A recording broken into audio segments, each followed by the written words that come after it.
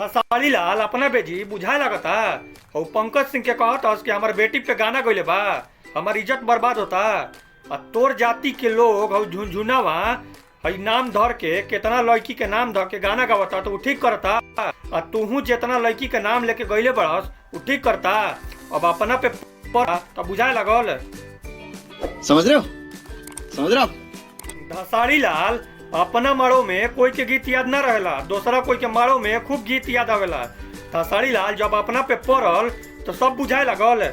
तारे जाति के लोग और झुनझुनावा जितना लड़की के नाम लेके गावता उनकर बाबू लोग पे का बीतत होई ई बुझाइल। तारा जब अपन बेटी पे पड़ल तो तारा खूब पिता पिता पिता पिता बेटी का बाप करे लगल। आ दूसरा कोई के बाजी तू तो लाइव ना आवत रह, लाइव आके बोलत रह झुनझुनवा गइल तो झुनझुनवा जब अपना लड़की के नाम लेके गइल तो तू एको बेर लाइव आके बोल हव कि हई गलती करता, ऐसा ना होके चाही। अब तू कहत रहा कि राजपूत जाति के लोग सपोर्ट करता, राजपूत जाति के लोग मिल के हमरा के बर्बाद करता, हमारी इज्जत बर्बाद करता, हमार लड़की के गाना गावता तो ओकरा सपोर्ट करता।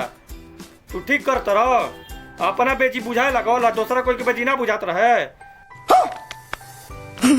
धसाड़िया तोरा के एगो बात बता देतनी, धसाड़ी लाल तोरा के एगो बात बता देतनी कि तोरा के हम 2-3 गो लाइव तोर देखो तनी 2-3 दिन से को में बहुत बोलत रस तू पवन सिंह जी के कि बहुत तू लकीर खींचत रस। तू तोरा के कहते धसाड़ी कि तू कहतस कि रोज एगो नया हम लकीर खींचतनी।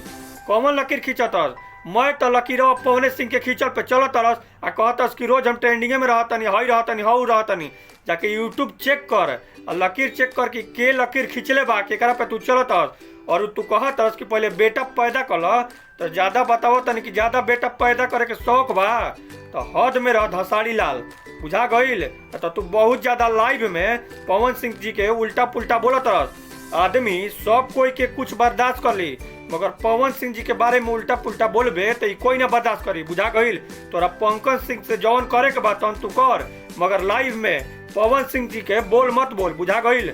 बस यही खातिर हम लाइव आईनी, यही खातिर हम वीडियो ही बनैनी है कि बस पवन सिंह जी के उल्टा पुल्टा बोल मत बोल, बुझा गइल। धसाड़ी लाल अपना पे जी तो सब बुझाए लगता कि गाना पे कॉपीराइट लगता तो गाना हमारा डिलीट हो गई। और तू जौन हो पंकज सिंह के छोट गायक के जहाँ जाता बेचारा एल्बम करवावे, वीडियो शूट करवावे, अब मना करवा देता रहा। 1 साल से बेचारा कोनो गाना नहीं गावत तो वो कैसे रहत होई? अपना बेटी बेटियों को बुझा जाता, गाना डिलीट होता तो बुझा जाता और सब होता तो पवन सिंह जी पे बोल करता। तूहे मुकाबला करलस पवन सिंह से। धसाड़ी लाल तू कहतस कि 2008 से हम गाना गाविला और जे 2001 से गाना गावता तो ऊ के होई बताओ, ऊ कितना आगे होई?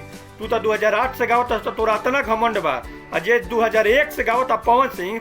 अरे धसाड़ी लाल तोरा जवन करे के बात तू कर पंकज सिंह साथे, बुझा गइल। मगर एक बात तोरा के बतावता कि राजपूत समाज के भड़काओ मत, दिमाग आउट ऑफ कंट्रोल मत कर। और तोरा के एगो इहो बात बतावल जाता कि तोरा जवन करे के बात तू कर मगर पवन सिंह जी के टोन मत बोल। कोनो अगर वीडियो में चाहे लाइव में पवन सिंह जी के टोन मत बोल, बुझा गइल। बस एकरे चलते दिमाग आउट ऑफ कंट्रोल होला। बस यही खातिर हम ऐसा वीडियो बनैनी है, न तो हमारा चैनल पे कोनो ऐसा वीडियो ना रहे। बस पवन सिंह जी के बार बार तू लाइव में उल्टा बोलत हस, बस यही से दिमाग खराब हो गई। और बस वीडियो बनैनी है। धसाड़ी लाल बुझा गइल, झुनझुनावा आ कोठा पुत्र तोहनी के दिमाग सठिया गइल बा। अपना से बढ़ के चिंते नहीं कर सक तो तोहनी के चिन्ही भाई। मजा आया। धसाड़ी लाल अपना पे आइल है तो बुझाए लगल, अपन बेटी के आइल है बात तो बुझाए लगल। और तोहरे समाज के लोग हमनी के समाज के डिम्पल सिंह के नाम पे जौन गाना गावता तू सही रहे ई बतावा हमरा के? ओकर तो आवाज कोई ना उठाइला। अपना बेजी आइल है तो पूरा लाइव आवे लगल, हई कर लगल, हऊ कर लगल। तू अइला हो एको बे लाइव कि हई गलत कैले बा झुनझुनवा लड़की के नाम लेके, अमनियो के समाज के लड़की के नाम लेके, डिम्पल सिंह के नाम लेके वो गाना गावता तो सही कैला ह। गौतम सिंह राजपूत के मगहिया जवान के बहिन के नाम से वो गाना गावता इतना खराब तो ओका सही करता और तू ओकर सपोर्ट करता तो काहे ना हमनियो के समाज पंकज सिंह के सपोर्ट करी। तू जब सपोर्ट करबा अपन समाज के आदमी के तो हमनियो के समाज ओकरा के सपोर्ट करी, बुझा गइल। नमस्ते प्रणाम भाई लोग, हम मनीष प्रताप। भाई लोग रउआ लोग देखत हैं जा कोहिनूर ब्रांड चैनल तो भाई लोग वीडियो जेकरा जेकरा अच्छा लगे तो लाइक करी, शेयर करी, सब्सक्राइब करी और वीडियो के बिना स्क्रिप्ट करी वीडियो के पूरा देखी। जय हिंद, जय भारत, जय भोजपुरी।